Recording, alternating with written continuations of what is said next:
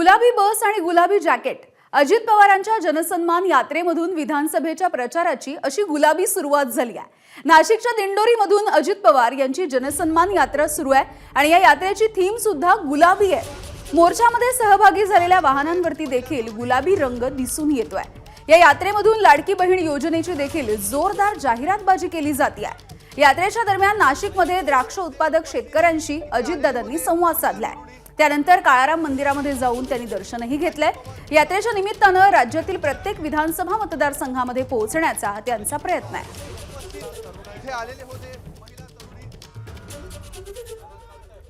तर आजच या जनसंवाद यात्रेला सुरुवात झाली आहे आणि सकाळपासून वेगवेगळ्या ठिकाणी अजित पवार हे भेटीगाठी घेत आहेत। त्यावेळेची ही दृश्य आपण बघतोय।